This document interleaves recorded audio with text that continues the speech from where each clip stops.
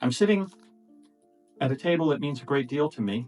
It's in my apartment. I still live here, but this table appears in the book almost on page 1, and then again much later in the book, because Lynn and I had some of the most important conversations of our lives here. Lynn and I were not a very romantic couple. We didn't give each other Valentine's Day gifts. We rarely ever said, "We love you. I love you." Until the night we discovered that she had tumors.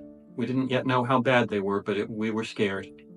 And that night, for the first time, we sat down at this table, and she sat here, and I sat more or less where the camera is, and we held hands across this part of the table. And we just started telling each other how much we love each other. Sharing stories about our life together and how much we had meant to each other. And it was really the first time in 35 years of marriage that we talked to each other so much about our mutual love and how sad we would be to lose that. Then things went well for a few years. We actually had a lot of good luck. It's in the first part of the book.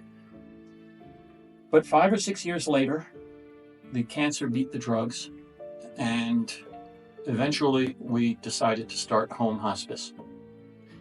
And then we sat again together, exactly here, in exactly the same way, only now we knew that Lynn only had a couple of weeks of life left.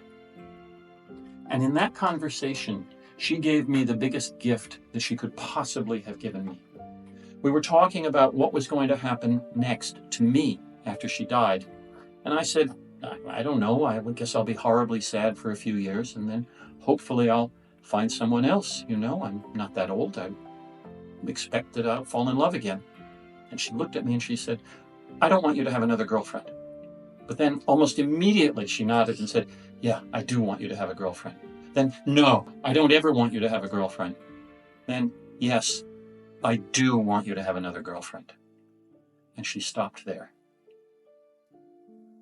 I did go on to have another girlfriend, although it was incredibly confusing and difficult and complicated for me to start to fall for someone else again while still deeply grieving Lynn. But I can't imagine what that process would have been like if she hadn't given me permission to do it. The story's in the book. I hope you can find time to read my book. You can find it anywhere books are sold, or check out my website, TonyStewartAuthor.com.